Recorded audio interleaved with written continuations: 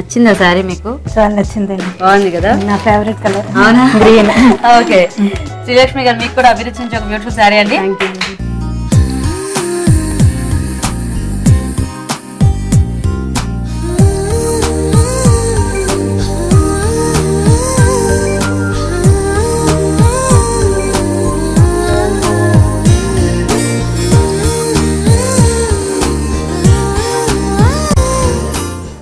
మీకు బాగుంది కదా, మస్టర్డ్ ఎల్లో కదా, వెరీ నైస్ కదా.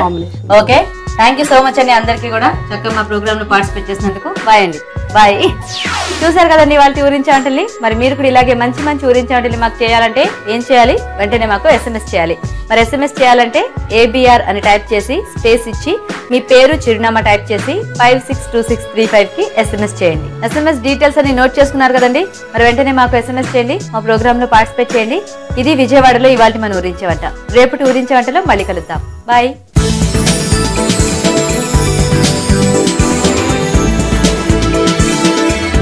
ఈ రోజు మనం చూసిన ఊరించే వంటకాలు చాలా బాగున్నాయి కదా. ఇప్పుడు మీకోసం మరొక చిట్కా. బట్టలకు వేసే గంజిలో కొద్దిగా గ్లిజరిన్ కూడా కలిపితే మీ బట్టలు షైనింగ్ గా కూడా ఉంటాయి. ఇక ఈ రోజు మనం చూసిన అన్ని వంటకాల్లో పోషకులు ఏ విధంగా ఉన్నాయో ఒకసారి చూసేద్దాం. ఈ రోజు వంటలు పిండి వంటలు చూసిన కందగింజల పలావ్లోని పోషకులు ఏంటో తెలుసుకుందాం. పెసలు చెన్న ఎలాగో కందగింజలు కూడా మనకు అంతే పోషకులు ఉంటాయి. కానీ ఏదైనా హోల్గా కుక్ చేసినప్పుడు హోల్ థింగ్ గ్రామ్ అండి, దాన్ని మనం పగలగొట్టి హాఫ్గా ఉన్నప్పుడు అది పల్స్. సో గ్రామ్స్ వండేటప్పుడు అంటే మొత్తం టోటల్గా అది వండేటప్పుడు బాగా వండాలి. అది హాఫ్ కుక్ కానీ పచ్చిగా కానీ తీసుకుంటే అందులో కొన్ని సబ్స్టెన్సెస్ ఉంటాయి, అవి మిగతా సబ్స్టెన్స్ అబ్జార్బ్ చేయకుండా చూస్తాయి అన్నమాట. ఇప్పుడు ఫర్ ఎగ్జాంపుల్ కందిగిజ్జలో ఫైటేట్స్ అని ఉంటే కాల్షియం మనం ఎక్కువ తీసుకున్నా అది అబ్జార్బ్ కాకుండా బాడీకి ప్రివెంట్ చేస్తుంది. సో మనం ఇనఫ్ కాల్షియం డైట్లో తీసుకుంటే కూడా కాల్షియం డెఫిషియన్సీ రావచ్చు. సో అంతేకాకుండా మిగిలిన కొన్ని ఐరన్ ఇలాంటివన్నీ కూడా అబ్జార్ప్షన్ తగ్గిస్తుంది. సో దాన్ని కుక్ చేసి తీసుకుంటేనే దాని ఉపయోగం అనేది 100% ఉంటుంది. జనరల్గా పలావ్ కానీ బిర్యానీ కానీ మన కంప్లైంట్ ఏంటి? అందులో మనకు ప్రోటీన్ సోర్స్ లేదనేదే కంప్లైంట్. ఇప్పుడు ఈ ప్రోటీన్ అనేది ఎంత ఇంపార్టెంట్ అంటే, ఇప్పుడు వెస్టర్న్ కంట్రీస్ తీసుకున్నాం అనుకోండి, ఆస్ట్రేలియా లాంటి దేశాలు తీసుకుంటే కూడా ఫస్ట్ వాళ్ళు ఎలా ఒక మీల్ ప్లాన్ చేస్తారంటే protein, what is the protein source అని ప్లాన్ చేసుకుంటారు. తర్వాత ఆ డిష్ అంతా కూడా దాని చుట్టూ ప్లాన్ చేసుకుంటారు. ఆ ప్రోటీన్కి అనుగుణంగా దానికి మ్యాచ్ అయ్యే విధంగా రెస్టారెంట్స్లో కానివ్వండి, ఇళ్లల్లో కానివ్వండి. అందుకే వాళ్ళకు ప్రోటీన్ డెఫిషియన్సీ అనేది అస్సలు ఉండదు. సో ఇప్పుడు మన భారతదేశంలో ఏమవుతుందంటే బిలో పవర్టీ లైన్ పిల్లలు కానివ్వండి, మాల్ న్యూట్రిషన్ అనేది ఇంకా మన దేశంలో పెద్ద సమస్య. దీనికి మెయిన్ కారణం ఏంటంటే మాంసకృతులు ప్రోటీన్ గురించి మనం ఎక్కువగా అవగాహన లేకపోవడము, పట్టించుకోకపోవడం కూడా. సో ఈ ప్రోటీన్ అనేది అంత ఇంపార్టెంట్. సో ఏదైనా ఒక డిష్ ఎలా ప్లాన్ చేయాలి అంటే, ఎలాగో మనకు రైస్ అవన్నీ తీసుకుంటాము, కాకపోతే దాంతోపాటు ప్రోటీన్ కూడా ఉండాలి అనేది మనం తెలుసుకోవాలి. సో డెఫినెట్గా ఇలాంటి కాంబినేషన్ మనం చూసుకోవాలి. మన దేశంలో మాల్ న్యూట్రిషన్ రావడానికి ముఖ్యమైన కారణం, మాల్ న్యూట్రిషన్ అంటే పోషక విలువలు సరిగ్గా అందకపోవడానికి కారణం ఈ బ్యాలెన్స్ లేకపోవడమే. సో ప్రోటీన్ కూడా మనం ప్లాన్ చేసుకోవాలి ప్రతి పూట. మనం వెజిటేరియన్స్ ఎక్కువగా మన కంట్రీలో వెజిటేరియన్సే ఉంటారు. వాళ్ళకి ఏంది ప్రోటీన్ సోర్స్ అని తెలుసుకొని అది ఉండడం చాలా ఇంపార్టెంట్. ఇప్పుడు ఏజ్ అయిన వాళ్ళకి అల్జైమర్స్ డిసీజ్, ఏది గుర్తుండకపోవడము, మెమరీ లాస్, ఇవన్నీ కూడా తగ్గించాలంటే మాంసకృతుల డైట్లో ఉండాలి. సో ఈ కాంబినేషన్ చాలా బాగుంది. పీచు పదార్థం కూడా ఎక్కువగా ఉంది కాబట్టి రెగ్యులర్ పలావ్ అనేది మనం చేయకుండా ఇలాంటి పలావ్ చేసుకుంటే చాలా బాగుంటుంది. ఇక చిటికలో చేసేద్దాంలో చూసిన ఫ్రైడ్ పొటాటో స్కూప్ గురించి చెప్పాలంటే, ఎలా పొటాటో తినకూడదో అలా ఉంది. పొటాటో విలన్ కాదండి, పొటాటో చాలా చక్కటి ఒక వెజిటబుల్. దాని మూలంగా వాయు ప్రాబ్లమ్స్ అలాంటివి కూడా మనకు ఎక్కువగా రావు. అంటే వీక్లీ వన్స్ తీసుకుంటే దాని మూలంగా మనకు సమస్యలు అనేవి ప్రత్యేకంగా రావు. ఇంకా దాని మూలాన పోషక విలువలే వస్తాయి. కానీ ఇలా డీప్ ఫ్రై చేసుకుంటే ఏమవుతుందంటే, మీకు ఒక విషయం తెలుసా, 10 పొటాటో చిప్స్ పదే లెక్కించుకొని మనం 10 తింటే 350 క్యాలరీలు వస్తుంది. అంటే ఒక ఫుల్ మీల్స్ తిన్నట్టు. కానీ 10 పొటాటోలు ఎవరైనా సాటిస్ఫై అవుతారా? మళ్ళీ తింటానే ఉంటాము. సో అగైన్ ఇది ఒక అడిక్షన్ లాగా తయారవుతుంది అనమాట.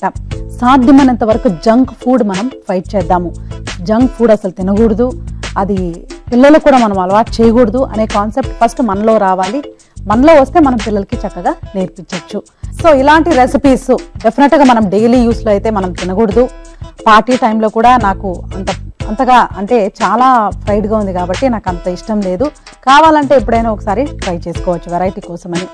ఇక ఊరించే వంటలో చూసిన గుమ్మడి పకోడీ కూడా మనకు సిమిలరే. ఏదైనా అసలు డీప్ ఫ్రై అనేది అనవసరం అండి.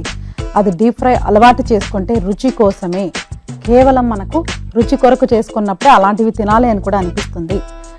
మనలో ఏదైనా ప్రాబ్లం ఉంటేనే, అంటే ఇమోషనల్గా కానివ్వండి, సైకలాజికల్గా కానివ్వండి, అలా ఉన్నప్పుడే మనకి ఇలాంటి ఐటమ్స్ తినాలి అని కూడా అనిపిస్తుంది.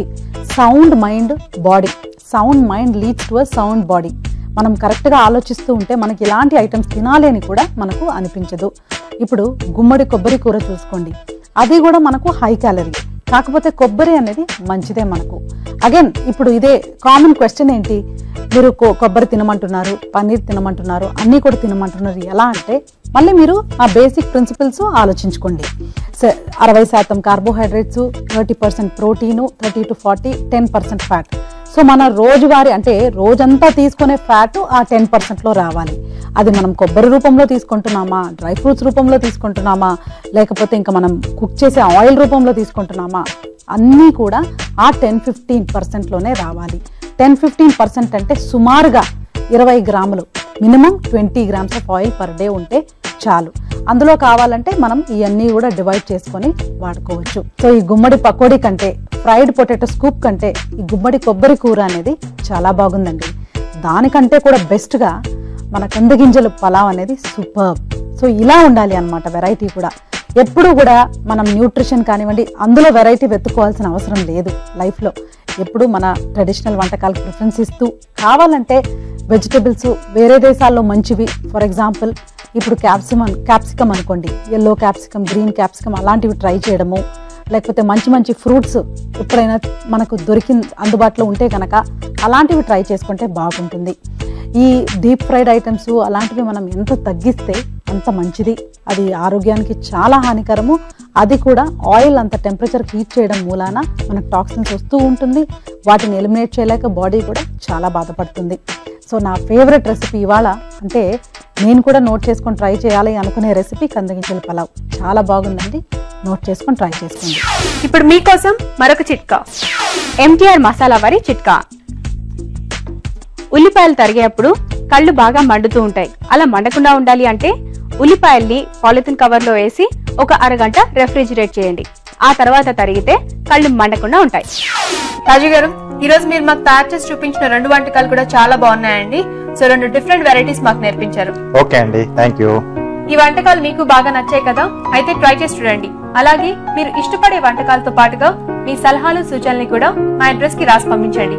మా అడ్రస్ ఎంటీఆర్ మసాలా అభిరుచి, care of Eenadu television, Ramoji film city, Hyderabad 501512. ఇదండి ఇవాళ